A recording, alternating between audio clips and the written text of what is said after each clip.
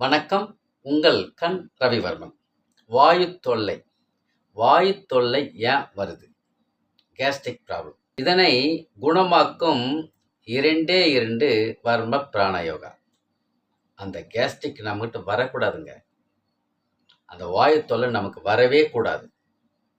அப்படி வருதுன்னா வந்த வேகத்தில் அதை துரத்தணும்.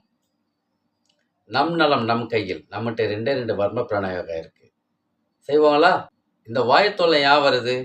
நம்முடைய செரிமான மண்டலம் கொஞ்சம் பாதிப்பு அடைஞ்சிருக்குன்னு தான் பொருள். இதனால வயிற்று உப்புசம், வயிற்று வலி இருக்கும். அப்படின்னா கொஞ்சம் வேகமாக சாப்பிட்றோன்னு பொருள். இது நம்ம மனசில் வச்சுக்கணும்.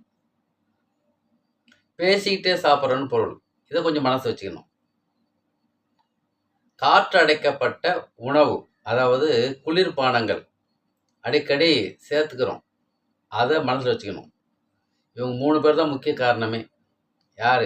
வாயு தொல்லை வர்றதுக்கு, கேஸ்ட்ரிக் ப்ராப்ளம் வர்றதுக்கு. இப்போ இது மனசில் வச்சுட்டோமா? இனிமேல் அதை கொஞ்சம் நாம தவிர்க்கலாம் தானே? இதுதான், வேற ஒன்றும் இல்லை. இதனால நமக்கு அடிக்கடி ஒரு ஏப்பம் மாதிரி வந்துட்டே இருக்கும். ஒரு சிலர் சொல்லுவாங்க, ஒன்றுமே இல்லைங்க, ஏப்பம் வந்துட்டே இருக்குங்க அப்படின்னு சொல்லுவாங்க. இதுதான் காரணமே. அவங்க கேஸ்ட்ரிக் இருக்குன்னு பொருள். இனிமேல் நமக்கு அந்த ஏப்பம் வரக்கூடாது. அப்படி வந்துட்டு இருந்தால் அதை விரட்டணும், அவ்வளோதான். ஒரு சிலருக்கு புளிப்பு சுவை இருக்கும் சாப்பிட்ட பிறகு. அப்போ அவங்களுக்கும் அந்த கேஸ்ட்ரிக் இருக்குன்னு பொருள். இதுக்கு தீர்வு 2 வர்ம பிராணயோகா இருக்கு. அது இப்போ நம்ம கைப்பகுதியில் இருக்கிற ஒரு வர்ம பிராணயோகா பார்க்க போகிறோம். பார்த்துலாங்களா? இப்போ இடது கையை நான் எடுத்துட்டேன். இடது கை மணிக்கட்டு இருக்கு இல்லைங்களா? மணிக்கட்டு. இந்த மணிக்கட்டு மையத்திலிருந்து 4 விரல் கீழ்ப்பக்கம், அவ்வளோதாங்க. இதுதாங்க, இந்த புள்ளி தாங்க. இதுக்கு ஒரு பேர் என்னன்னா முன் முழங்கை கீழ் நடுக்கு வர்மம். இதான் அவருடைய பேர். இந்த இடத்த பெரு விரல வச்சுட்டேன். மற்ற 4 விரல்கள் பின்பக்கத்தில் வச்சுட்டு, கைப்பகுதியில் வச்சுட்டு, மெதுவாக அந்த பெருவிரலில் அப்படியே விட்டு விட்டு அழுத்துறோம் பாருங்க. 1, 2, 3, 4, 5, 6 அப்படின்னு சொல்லிட்டு ஒரு 150 எண்ணிக்கை செஞ்சோம்னா, சொல்லிகிட்டே வந்தோம்னா, இந்த பயிற்சி செஞ்சுட்டே வந்தோம்னா 2 நிமிடம் முடிஞ்சிடும். அதுக்கடுத்து மெதுவாக தடவி விடணும். வலது கையில் அதே மாதிரி செய்ய வேண்டும். இப்போ அந்த கேஸ்ட்ரிக் இருக்குமா? அந்த ஏப்பம் வருமா? அந்த ஏப்பத்தையும் அந்த வயிறு உப்பிசத்தையும் இந்த போக்கக்கூடிய இந்த வர்ம பிராணயோகா நமக்கு நாமே செஞ்சு ஏன் தீர்வு நம்ம பார்க்க முடியாது? ஏன் நம்ம சரி பண்ண முடியாது? செய்யலாம் தானே? சரி, இது மட்டும் போதுமானா இன்னொரு வர்ம பிராணயோகா இருக்கு. அதுவும் நம்ம தெரிஞ்சுக்குவோம். இது தொப்புள் பகுதி. தொப்புள்னா உந்தின் பேர் வர்மத்தில். இங்கிருந்து 4 + 1 5வது விரல் மேலே. இந்த இடத்த ஒரு 3 விரல் வச்சுக்கிட்டு பாருங்கள். 3 விரல் வச்சுக்கிட்டு வலது கையில் வலச்சுழற்சி ஒரு 18 எண்ணிக்கை, இடச்சுழற்சி ஒரு 18 எண்ணிக்கை. எப்படின்னா 1, 2, 3 அப்படின்னு சொல்லிட்டு 18 எண்ணிக்கை வலச்சுழற்சி,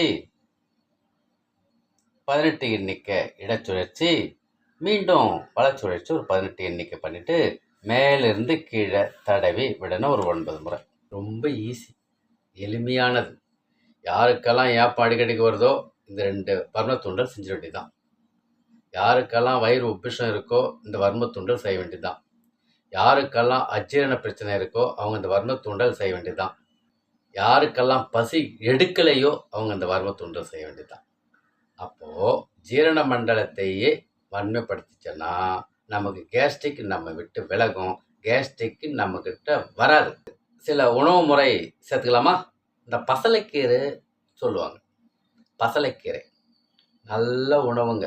கேஸ்ட்ரிக் உள்ளவங்க அடிக்கடி வாரத்துக்கு 2 அல்லது 3 நாட்கள் காலையில் இல்லைன்னா மதியமாக இந்த பசலைக்கீரை எடுத்துக்கணுங்க. இரவு சாப்பிடக்கூடாது. அதில் கொஞ்சம் மெக்னீசியம் கொஞ்சம் அதிகமாக இருக்குது, அவ்வளோதான், வேற ஒன்றும் இல்லை. அந்த மெக்னீசியனுடைய தன்மை என்ன அப்படின்னா இந்த கேஸ்ட்ரிக்கை சமநிலைப்படுத்தும். அதுக்காக தான். இந்த பூசணி விதை ஒன்று இருக்கு இல்லைங்களா? இப்போது எல்லா கடையில் வந்துருச்சு, பேக்கெட் போட்டு வச்சுருக்காங்க. அந்த பூசணி விதையை வாங்கிட்டு தினமும் கொஞ்சம் ஒரு 5, 6 விதைகள் எடுத்துக்கணும், சாப்பிடணும். பாதாம் பயிரும் இதுக்கு நல்ல சிறந்த ஒரு உணவாக பயன்படுத்தலாம். வாரத்துக்கு ஒரு 2 நாட்கள் அல்லது 3 நாட்கள் புதினா துவையல் சாப்பிடலாம். புதினா துவையல் நல்ல ஒரு உணவுங்க.